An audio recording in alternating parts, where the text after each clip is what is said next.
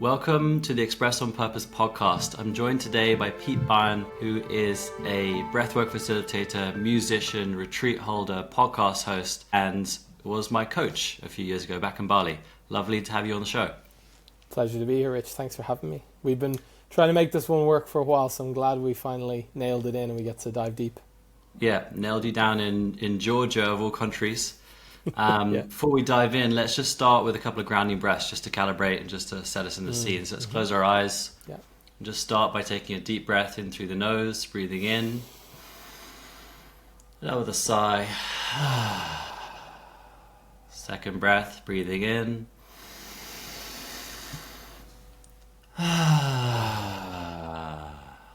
Last breath, nice deep one into the belly.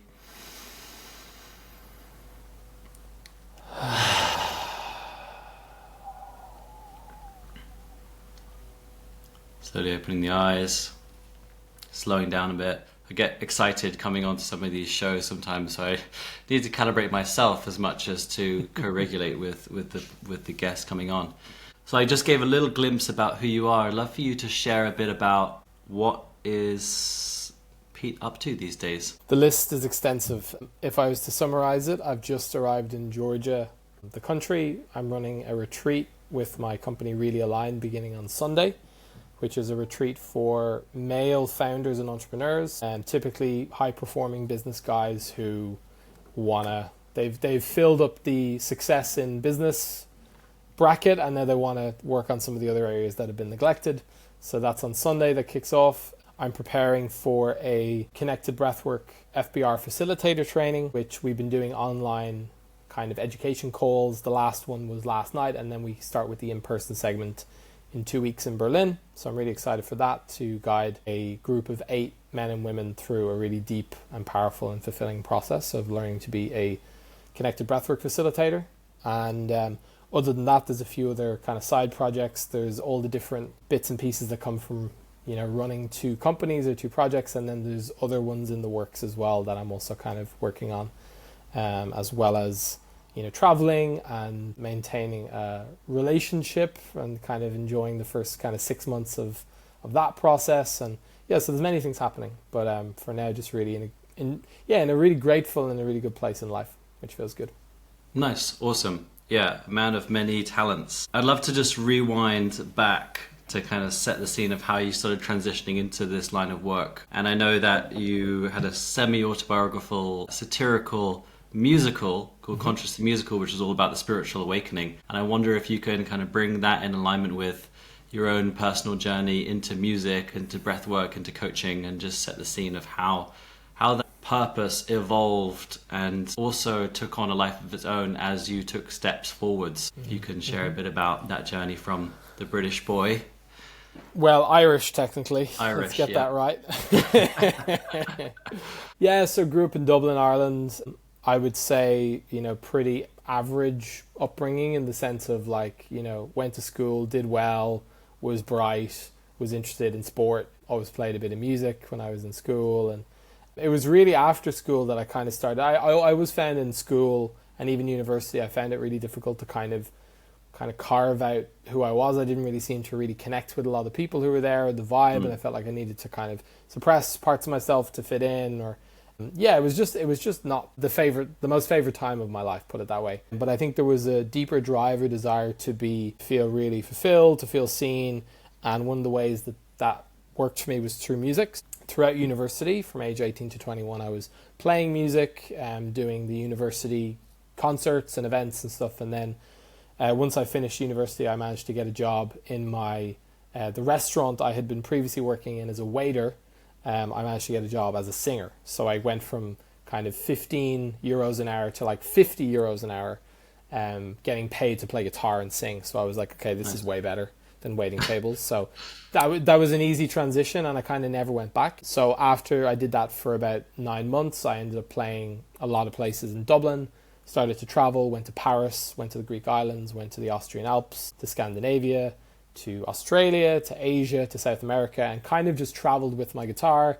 Nice. And really nailed in this niche of being a really great entertainer, like a man with a guitar, and I could play over 1,000 songs from memory, you know, without needing any lyrics or songbook, I can just go, you know. So, and singing in 12 or 13 different languages, and kind of always been able to bring the party wherever I went, whether it was like a bunch of people sitting around a campfire or 1,000 people in a big beer hall, you know. In Switzerland, I had an interesting experience there.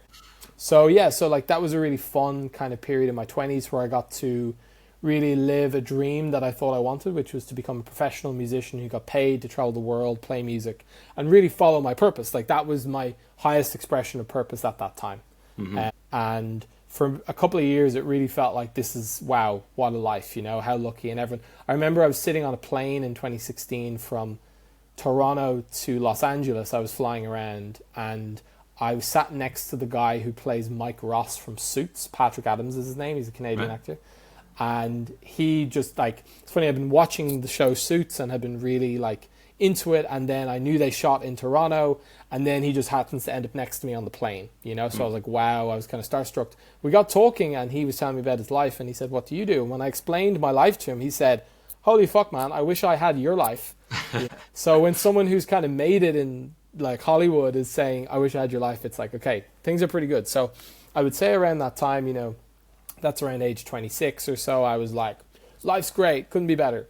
And then basically the dark night of the soul, which started the journey into, we'll say, going deeper into myself, into personal development, into learning about the body, the mind, all that, was kind of just like I pushed myself too far for too long, you know, with the partying and the traveling and the late nights and the playing on stage till 4 a.m. And, you know, I just ended up one night having a crash on stage where I basically just had like a meltdown or like a burnout on stage. Wow. Where my nervous system just kind of shut down. And I knew I had done something really messed up to myself, and a lot of fear and a lot of, you know, shame and stuff came up. And I went on this journey then of like trying to find a cure, which modern medicine didn't have a cure for, because they're like, well, we can't see anything wrong. The tests look good. So I had to start going in the route of like, you know, I was doing detoxing and fasting. I was exploring, you know, yoga and meditation, and I did a Reiki training. I was doing sound healing. I was trying all these different things to find something that would help me feel better, you know. And then it was 2020 in Bali when I basically came across, I moved to Bali just before COVID, and then kind of COVID started, borders closed, and I kind of stayed on and kind of just felt like it was the right place for me to be in that time. And in that time I met my now mentor or teacher at the time, Edward Dangerfield from Breathwork Bali, and he introduced me to Connected Breathwork, which kind of opened the doors then for all of the deeper healing that I'd been trying to get into for the previous 3 or 4 years to feel better, but I really found then something that could cut through all of that and really start to process some of these deeper emotions and, you know, traumas or incomplete reflexes or whatever you want to call it from my past, which were kind of weighing on me and driving me to live this very extreme life in the hope of finding fulfillment or feeling worthy. And that kind of brings me all the way up to Conscious the Musical, which is what you said, which was after some years of, you know, trying all the different things that didn't work, traveling the world, meeting lots of kooky characters, and then also feeling about what did work and what actually the path could look like. It became very organically to create a theater production or a show just for fun originally, but it turned into this kind of thing in Bali where we created this like 2-hour theater production around the journey of finding oneself, the spiritual awakening journey where someone goes from their hometown and they're not sure what to do with their life, and then they go out to find themselves and all the different places they visit and the wacky characters they meet, and, you know, really having a lot of fun with that, as well as calling out some of the deeper shadows of the conscious spiritual community. And also for me, a big purposeful experience, which was writing and like having my original music received, which had always been a dream of mine to like play songs, be an original musician, but I always kind of put it aside. So it was the first chance of me to really like write a bunch of songs and see a crowd every night go crazy for them. You know, I'm like, wow, okay, there's something here. So yeah, that's kind of the journey to the musical, and I hope I summed it up pretty well. Yeah, nice. That's great. There's a lot of scent trails coming off the back of that. The first one I want to just touch upon is just to give a little bit more context into the meltdown on stage and what that actually looked or felt like for you as the person at the time, and now as a trained professional in this world, of what you were able to identify that you weren't aware of at the time of what was happening. Yeah, totally. So first of all, I used to think I was invincible until I wasn't, you know? Yeah. And I think that's like a common thing. I think I remember my mum kind of quotes back to me that at the time I used to say something along the lines of, you know, well, I'm enjoying my life and most people don't enjoy their life. So even if I die tomorrow, I'll be happy. That kind of vibe, you know? So very kind of reckless and not really saving for the future, you know, in the savings account. So living it for the moment, traveling, having all the experiences, great, you know, happy days. And I feel like there was a part of me that almost craved that because I'd had a kind of darker, more introverted teenage years, you know what I mean? So I feel like there was a real coming out in that phase. There was also an element of seeking, and again, this was all unconscious, you know, but there was likely an element of seeking validation and belonging. So, you know, the circles that I started to run in, you know, particularly in the Greek islands and in Austria and the Alps and in Thailand and these different kind of places I would go to, I was kind of like the man. I was the guy because I was like the best musician that was there. And I even started to run the live music bars then. So I was really the guy that people knew, and they knew if you want a good time, Pete's the guy. And it was really like this kind of status thing, like big fish, small pond, where I wasn't really challenged to push myself. And I really felt like I belonged and part of a community. So that was really great for someone who never really felt like he belonged before, you know? Yeah. So I see how a lot of my 20s was kind of playing out things that dreams I had that had been like suppressed or weren't possible when I was like a teenager or younger, you know? So another deeper, if we want to go a layer deeper, is like, you know, am I enough? Am I worthy? And, you know, so to be part of a group and to be accepted and be like a cool guy, also to have like attention from the opposite sex as well. That's also a layer of worthiness for previously an ugly duckling, you know? So there's all these layers of like that younger version of me every night and every year getting to like actualize these things.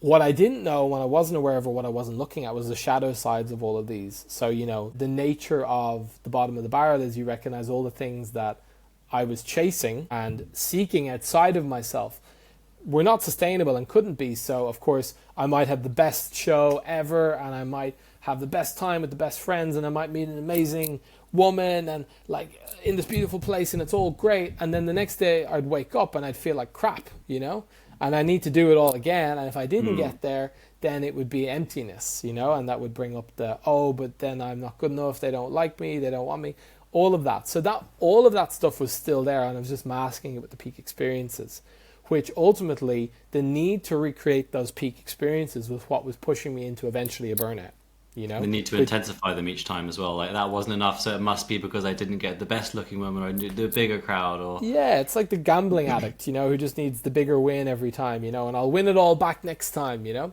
So it was just pushing and pushing, and eventually, and also, as I said, not really honoring the signs of my body, like almost normalizing feeling kind of flat. And basically I would go through these periods of like 5-6 months on the go. I would go home and like just crash for 3-4 weeks and even get really sick.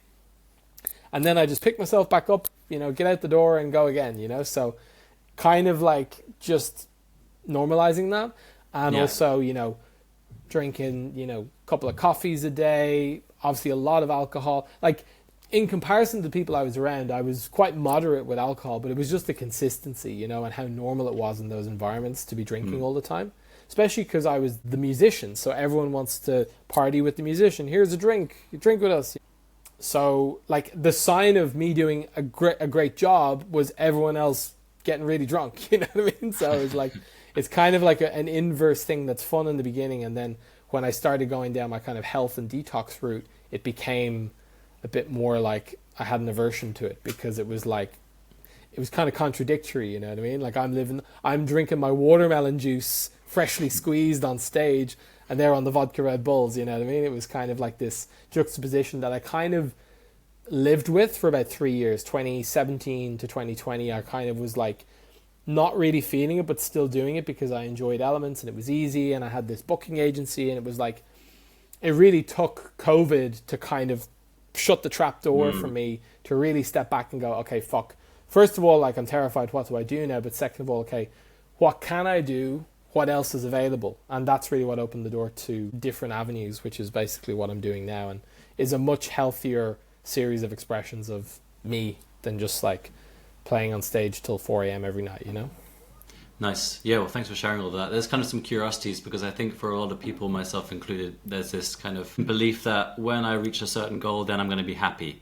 When I achieve this thing that I've told myself is what I want to achieve, then things are going to suddenly change. And as a musician who's kind of gone down that path of the rock star being the lead on stage and having the center attention of the party, feels, certainly for me in university, it's definitely a piece of what you're looking for, really, that social validation, that social celebration and kind of belonging, as you mentioned, as a part of this journey. And so it's kind of curious for me of whether or not you can go through this path without scratching that itch to a degree, or if you need to somehow scratch a bit of that itch, otherwise it's a what if kind of scenario. For sure. I think everyone needs to play out whatever fucking karmic shit they need to play out, because it's like telling someone who's 18 years old, shouldn't drink alcohol, it's bad for your health. It's like, maybe nowadays people are like 18-year-olds are more open to that, but I think anyone been told that is just going to go, screw you, and they're going to drink twice as much, because they need to have the experience of doing that and then reaching the bottom of the barrel and then going never again. Mm-hmm. And I think people I'll just make a sweeping statement here, but I think people who never really maximize that, same with people who are like, let's say dating, and let's say someone very early on in their life just meets someone and just gets married, or they stay with one person for their whole life. Now for some people that works, and maybe in older generations, but I think for a lot of people that do that, there could be a tendency of like the what if there was a different person who could be more aligned, or I never really got to explore. And I think that's probably what's more likely to lead to, maybe straying outside the relationship or wanting to leave the relationship later on, instead of someone who early on just goes, I'm going to try everything and I'm going to just, meet people and date, and then at a certain point go, right, well, I'm done with that. I hate that. It's not for me anymore. I really want to settle down with the right person now, and then I'm going to be intentional. I'm speaking for myself here. That's been kind of my process, but like, you know what I mean? And there would therefore be no desire for me to think what if there's someone else, because I've already explored that avenue, So yeah, I think the same could be said for anything that, any kind of compulsion that someone has, unless it's something very extreme, like I know heroin or something, but like even some people I know who've been heroin addicts who've come back and then have changed their lives. So it's like, some people just need to go there, and some people don't make it out of the bottom of the barrel, unfortunately. But for a lot of us, I think that experience of like going through that challenge or that pain, it's kind of like, it's the catalyst that we need to step into that truer version of ourselves, because we finally say no more. Yeah.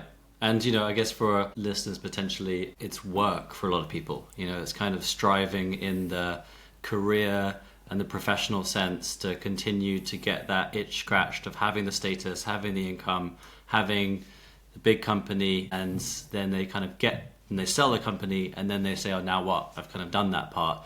And it didn't actually fill the void inside of me that actually was created in childhood because my dad never saw me for who I was. And so I wonder if you can kind of now see a picture of how your evolving purpose and authenticity actually played out. And this, I guess the purpose of this podcast really is exploring this word, full authentic expression.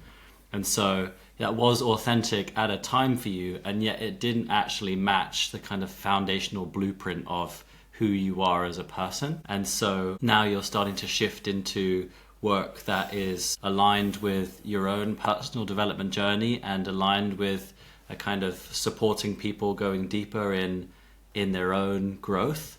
And so I wonder how you can kind of paint the picture between these two aspects of why the latter might be more fulfilling and more nourishing of this kind of drive to support the world versus the musician on stage.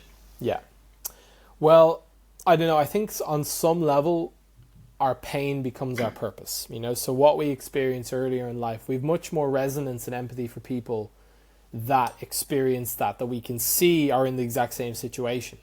And that earlier, younger version of ourselves almost kind of does a little dance and celebrates when we see someone coming out of that or moving through that pain.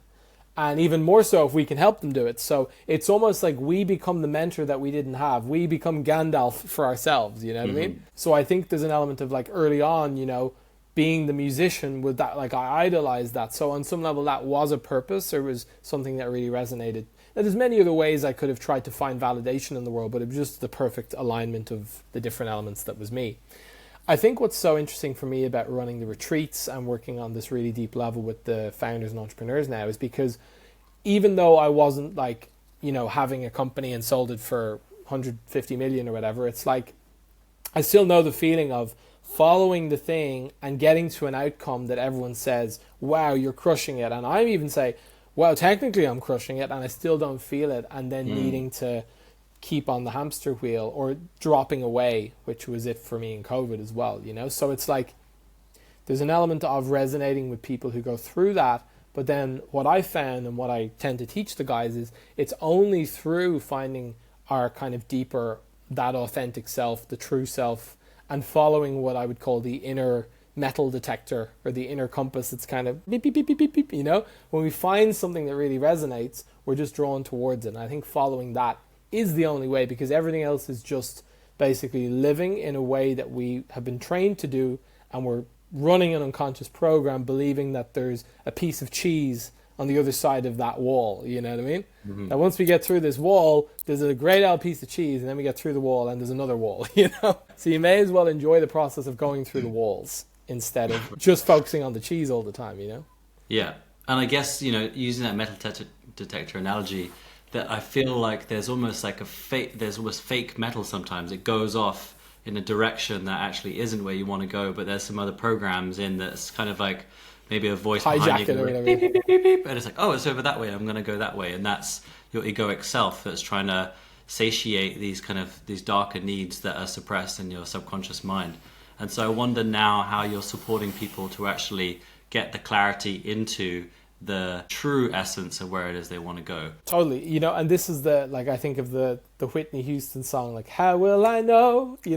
It's how do I know that the path I'm on is the right path? It's kind of the classic question. And even like for the retreat that's coming up, we had a preparation call, and a few of the guys, that's kind of what they're working with. They're like, I'm doing this thing, it feels good, it looks good, but I don't know if what if there's something else, or what if it's just a program that's running it? So it's like, for me, the only way to truly know is to just continuously dig in and start to reconnect with that self energy, that deeper truth. Like an analogy I always use with those kind of more founder, entrepreneur, business types, which resonates, is like, we've got all these different parts of us, and there's one part of me that wants to go to work and work hard, and there's one other part that wants to stay in bed and watch TV. It's like, so you got different parts, and there's one part that's very open and loving and caring, and one that's like scared and hurt and closed. And they're all working together, and they're all having a conversation. So when we look at the cap table, the table of all the different, stakeholders or investors in Pete Inc. or Pete Limited, who is actually at the head of the table running the show? I could think it's me, but it's actually like a younger version of me that's trying to win validation and has hijacked the company and is getting all these other stakeholders to work with him. And the actual real Pete is hiding somewhere in the back with only a 5% share. So the goal, I would say, is to reclaim the true self, the like authentic self, as the 51% shareholder, so that we can then start to organize everyone else and start to phase out slowly those investors or those parts that originally were maybe very loud and dominant, but we kind of get them back to like maybe only 2%, and they sit in the corner and have a cup of tea and don't bother anyone, and they feel important. So like that's kind of the way we want to go. We're doing a transition of power from being driven by unconscious drivers and motives into the self, the true self, being at the seat of the organization or holding the wheel, and ultimately deciding what direction we go in. And I think once 51% of the self is running the show, then I think that we can have more confidence that when we do something and we feel it's right, we can trust that instinct, and it's just a self-fulfilling prophecy because we get the positive outcome and it reinforces that new pattern, and we go again and again around the loop. Yeah. So there's two questions arising. One is the journey of the how do you get the 5% shareholder up to 51%, and the other one is how do you know when he's actually the one making the decision. So maybe if there's some characteristics or some felt sense or some thought sense that you kind of notice in yourself or in founders when they start to say, oh, that's coming from an aligned place. Yeah, great questions. So first one, what's the process? I'm a big like there's a reason why I teach connected breathwork, because for me that's the most efficient technique I've found for doing that.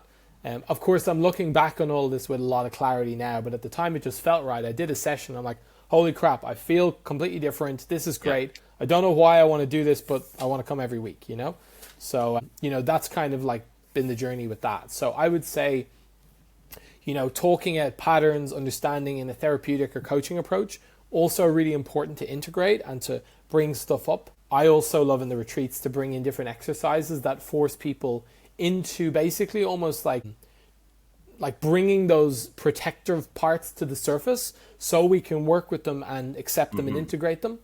And then ultimately bringing in the breath work as a way to like clear and move and let go of those incomplete reflexes or parts that we've been holding on to. So I like to think of it like, let's say I'm 5 years old and my mom says, oh, you're a brat, you're a pain in the ass, like, and kind of slaps me in the arse or whatever, it's like, at the time that can be very hurtful and it can be overwhelming, and my nervous system can store that as like a negative experience that I don't ever want to happen again, because I want to be loved and accepted by her because she's my one source of love and safety and validation. Now, 30 years later, my girlfriend can say something in a way that reminds me of my mom, and I can react like I'm 5 years old again, because that's still living in my system and I've never processed it. Whereas if the trigger comes up and then I have a way to actually move and complete that reflex or that old experience out of the body, then I no longer need to do that, and I can now respond in the moment to my girlfriend in the way that's appropriate instead of reacting like a 5-year-old. So that's kind of the process. So the connected breathwork is, as I'm sure you've talked in other episodes, but it's lying down for an hour, it's looping or connecting the breath, and in looping or connecting the breath, the body starts to load up all of the incomplete stuff that used to be in the background, one by one. Like, it's not like they all coming rushing at once, but there's a process of bringing up and then one by one having the courage to feel and process and let go of these while being supported by a facilitator through that process. And then I found that doing that typically starts to let go of maybe that 5-year-old part that was living inside of me trying to win validation from my girlfriend. And now I can actually be more and more of myself, moving towards that 51%. You know what I mean? Yeah. So that was the first. And the second one was, how will I know? How does it feel? I would say living from, again, this is all in hindsight, but it's not like I was fully aware of this at the time, but I'd say living from apart, there's a lot more anxiety. There's a lot more feeling of not being in control. So I might look like I'm in control, but I'm actually tied up in the passenger seat of my Tesla, which is driving itself, or something else is driving it. So it can feel like getting an invitation to a party or an event. And I know right away, oh God, I don't want to go to that. But it's not even on the menu to suggest that I'm not going to go, because that would maybe create a conflict and I wouldn't be liked and I would feel shame and it would bring up anger and all these things. So in order to avoid all of that, I either go and resent it and don't want to be there and it drains me, and therefore I feel anxiety and stress and, low energy. Or I say I'm going to go and then I cancel last minute, make up some excuse, but then I'm worried that they're going to find out that I was making up the excuse because someone else might see me when I, so it's this whole web of shit which just leads to stress, anxiety and low energy, which really, once we start to live from that more authentic place and just do what we want and say what we feel within reason, while respecting others at the same time, it really just frees up a lot of energy and we feel a lot of relief. I think it's actually a good thing to speak about what's the other side. It feels really relieving, really good. Like we get energy, feel relaxed, life feels enjoyable, and playful and exciting instead of like stressful, anxious, low energy, fear, Yeah, nice. Yeah, what's coming up is this juxtaposition between feeling like you're incomplete and you're needing to fill that hole versus feeling complete and growing at the same time.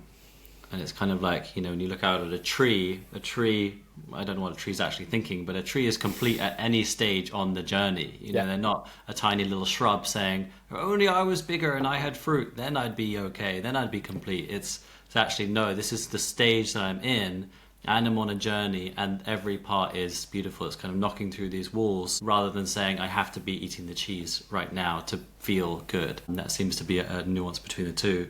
And then coming back to, this is kind of a curiosity I've had in my journey within conscious connected breathwork, because really what I found is that it allows you to start to, as you said, feel and process this unconscious, nervous system held emotional fuel that's providing the foundation for these thought patterns that are actually the ones that are the loudest that you're kind of listening to.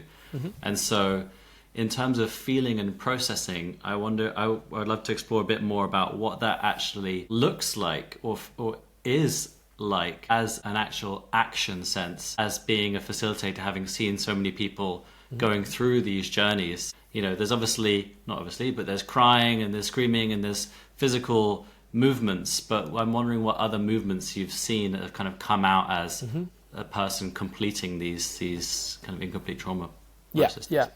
It's a great question. Yeah, yesterday we had this call with the teacher trainer group and for the new facilitators, and this was we had like a Q&A session, and this was one of the questions that came up. It was like, how do I know that like a reflex or a trauma response or something is emerging, and how do I deal with it or work with it, basically, so I can kind of like work with that. What I'd say is, typically as a facilitator, when I'm guiding someone in a breathwork session, I'm first just getting them into a grounded, stable, connected breath. So I'm not looking for any fancy tricks or anything. I just want to see how their body operates at kind of ground zero foundation. So they're breathing, it's moving well, great, Typically what starts to happen is once something comes online, now it could be because of something I might say an affirmation like I'm safe to feel emotions or something like that. Maybe a song comes on that reminds them of something, or I start doing a facilitation in an area that opens physically something. But typically what starts to happen is we'll notice a shift in energy in the room. So there'll be a slight shift in breath pattern. So maybe they're breathing very steady and all of a sudden it starts to become more shallow, and maybe the rhythm kind of changes, and maybe it's more erratic, and maybe there's a movement that then starts to follow. So after the initial change in breath pattern, we can have sound, we can have movement, we can have facial expressions, and things that just start to come alive, that start to give signs that the body's moving into something. Now, depending on the person, if I didn't do anything at that point, it might emerge and they might move through it beautifully, and that could be it. However, for most people, the reason why they're holding on to these deeper things is because they've never had the safe space and guidance to let them go. So they've built up a lot of protective mechanisms to shut that shit down so they never have to feel it. So chances are at that point, once this natural emotion starts to emerge or experience, then the protectors will come in and they might, tense their throat and tense their body and stop their breath, or, clench up, or they might not want to make sound, or whatever. They're going to try to do whatever they can to not feel it, or so it doesn't come true. They're going to block it. And it's usually happening like below the level of awareness as well. This isn't a conscious thing because we're working with someone's subconscious patterns. So at that point, what I'm doing is I'm working with them to support them in naturally letting go of those protective mechanisms so it can come through. Now, that doesn't mean coming in with a big sledgehammer and trying to smash them open so they feel every emotion ever. It's slowly disarming and just guiding them into new ways of doing it. And then in that process, their body, if it feels safe enough, can let go. Okay? And now that's just kind of a side note, is why the specific technique that I use, and I know you use as well, this style of FBR breathwork, which is working much more with the nervous system of the client or the breather. And I really much prefer that to other styles of connected breathwork, such as, the holotropic breathworks of the world, which are very yang, very intense, and are kind of using the big sledgehammer to put a nail in the wall. Yes, technically the nail goes into the wall, but it also smashes all the wall around it, instead of a very small hammer, which is nice and subtle and puts the nail in perfectly and leaves no trace, So that's kind of the things I would look for, and that's what I would see. So it's using very subtle and attuned touch, presence, cues, music to support the natural emergence and completion of that for the client. And the most important thing is that they're ultimately the ones holding themselves through it, instead of me doing all the work and being their guru. It's like I'm facilitating their natural process, which then teaches them this is okay, I can do it, I got me, and they feel more agency and more confident to go out into the world and live life slightly riskier, because they know that even if shit hits the fan, they can hold themselves. Yeah.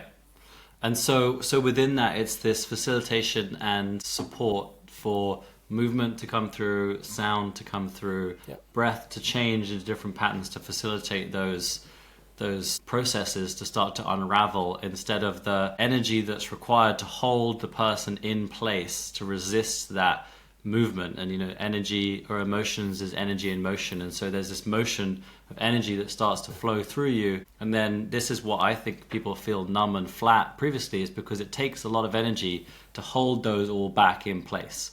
And so you're putting your own energy against yourself, and that then creates this inertia that then plays out in your romantic life, in your professional life, in your family life. And so within this space, to help them to finally allow that movement to come through, to allow the sound to come through. And I know in some of my sessions when I heard some people screaming and shouting and going really loud, suddenly in my head I was like, wow, that's okay to do that. Somehow that was the voice that came online for me, was like, that's okay.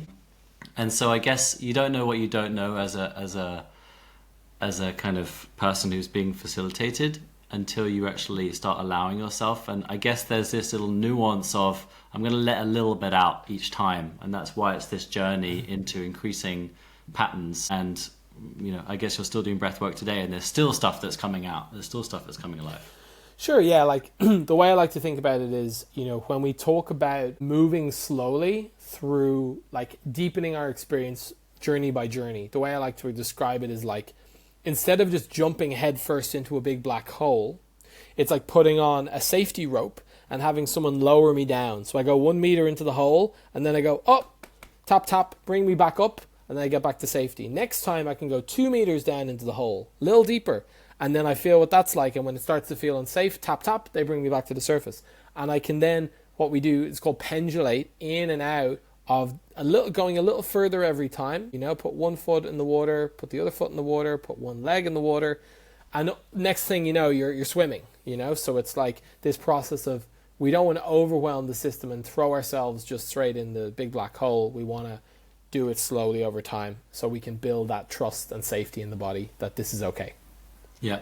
And so how do you talked about holotropic breathwork there. How do you kind of put in some of the bigger processes that occur through something like ayahuasca, or if you were doing a therapeutic psychedelic session, of these big processes can move within that experience, and yet the nervous system may or may not actually be prepared to deal with it, and yet it also might still have a therapeutic experience for the person? Yeah, it's definitely more of a coin flip with the big, say psychedelic experiences and stuff. The way I describe it is, the psychedelics is like we have a house, and inside the house is all the insights and the authentic self. And the psychedelics is like the wrecking ball through the front door. So it opens the door, but then we've just taken the door off the hinges, and, all the stuff comes out, Whereas I find breathwork more like a knock on the door, like this more attuned form of breathwork, which is like, if you're ready, you can open the door. If you're not ready, fine, we'll come back next week. So I think psychedelics can work for someone who has a big capacity and a lot of protectors that grip, because it can take them a long time to really unravel and unwind the different layers that they've built up, and it can be efficient for them to try that kind of thing. And actually a lot of people that come to us tend to have tried, or at least been open to trying, psychedelics, and because they've been so cerebral and in their mind up until that point, and then they tried this experience which completely shattered their view of like, this is the way the world is, I know what the world is, and they go, oh wow, there's more, but I don't know how to access it on a daily basis, and I'm not going back to the jungle for another year, So they need to find a way to actually re-access that state that they once tapped into, and connected breathwork can be a great way to bridge the gap. That's much more integratable and grounded, but sometimes it can take people a little longer. They need to really want to go for it. Like, I know some of my biggest experiences in connected breathwork only came after a year of doing it pretty much once or twice a week, and I thought, yeah, I've done all the work now, I'm healed, I'm completely free of any emotions or trauma, and I'm just going to learn how to do it now and put my hands on people. And it was like, nope, that's only the beginning. So it's like, there is a process of unraveling and unwinding, that it's just, we just have to be in for the ride. It's not a quick fix, one and done, Yeah, which is not going to sound very nice to certain people, where they want to just fix it straight away and resolve it. Sadly.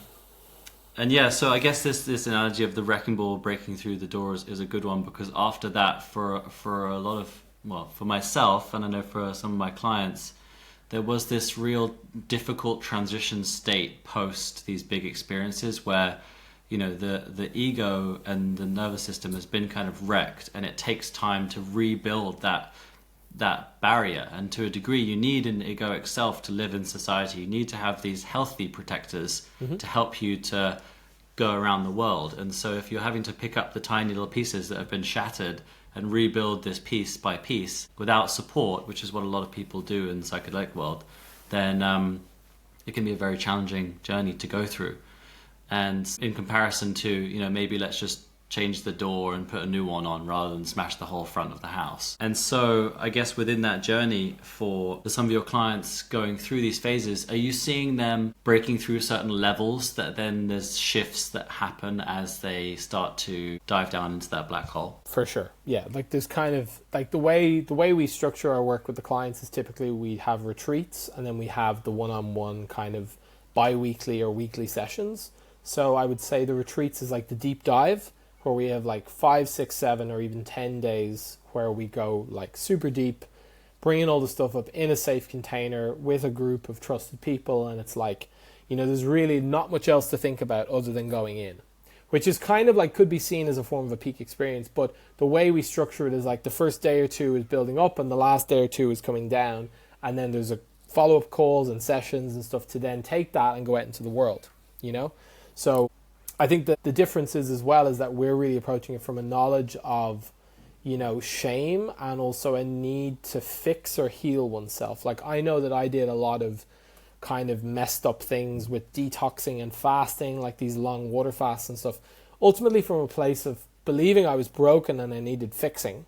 And I need to do the most extreme thing to get there as quickly as possible because I'm broken, so I need to fix myself ASAP. And I've seen examples of that with the psychedelic world. Like I met a guy at a retreat who had done, in the past 8 months, had done 18 ayahuasca sessions or something like this. You know, and he said there was times when he had 2 items on his to-do list and couldn't do it because he was so fried. But that's what happens when you've got this inner thing of like, I'm broken, or I'm not worthy, or I'm a piece of shit and I need to fix it now.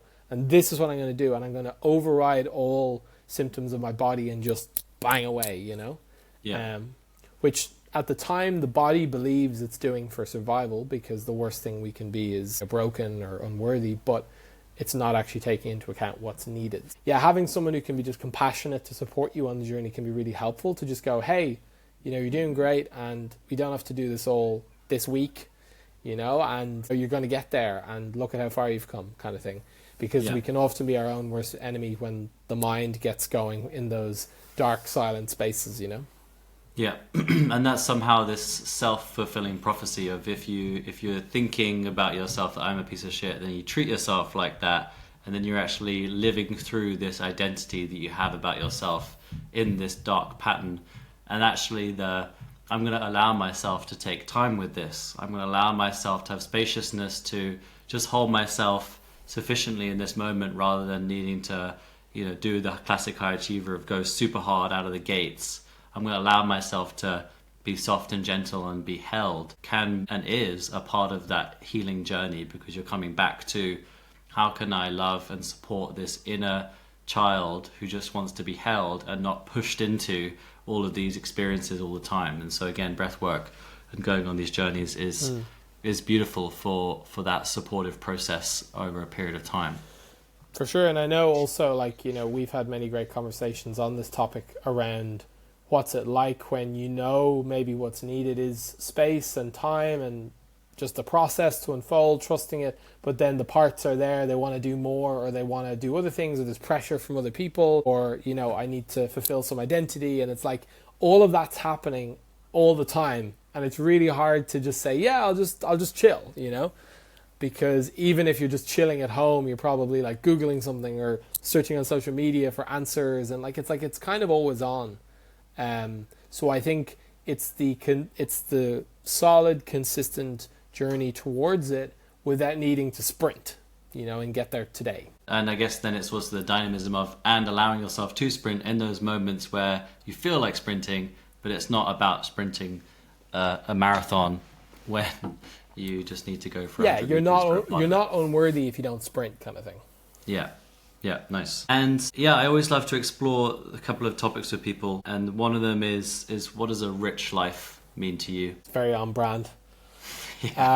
Rich life, I would say it is one in which I have the creative freedom to explore and pursue whatever I deem exciting or interesting to me. So there's flexibility and freedom to do the things every day that are really cool and exciting. Not to say that there's not tough days or challenges, but in general, there's the freedom to do that, as well as being surrounded by loving, caring, supportive people, and really getting to just enjoy a full spectrum experience of life. So whether it's, in the city for a week, taking it all in, or 2 weeks in nature by the lake with no phone, or, just the variety. And that's one thing that I think is already present to some degree in my life, is traveling and spending time in core places like Bali, like Berlin, like Greece, spending some time in North America last month, and just getting to enjoy and experience different vibes of the world, and not being like, this is my only way. So I feel like in many ways, a lot of that I'm doing. You might say I might have a relatively rich life already, and then of course we can always expand and see what else there is. Yeah, nice, thank you. And yeah, what comes up for me there is well, thank you for your definition. It's always interesting to hear people's different perspectives, but is around this purpose aspect again, and it's these golden threads that are there with you throughout, but they're maybe expressed in different ways. And so you've kind of touched upon the travel and the nature and the creative aspect, which is kind of your golden thread. And previously it was a musician and you're partying, and that was what you needed at that time. And now it's holding retreats, and who knows what it's going to be in the future. And so I wonder, we touched upon this before, of this transitional world into the world of AI and music. And I wonder how you're actually bringing music into the work you do today. I know that in some of our sessions previously, you'd sing some beautiful songs in circle and would use your voice and the guitar to help grounding back in or activate in whatever way form. So I'm wondering how you're bringing that in your work today. Specifically with AI or with music or both? Or? Yeah, both, yeah. Yeah, well, for sure the music is a big part and will always continue to be a big part of what I do with the sessions, and specifically in the group sessions particularly. It can be really powerful to bring through like a live song at the peak of the journey, or at the end. It can be really evocative and can bring through a different quality that just like, I think music in general, but particularly live music, can really touch people. So it's really nice to be able to do that.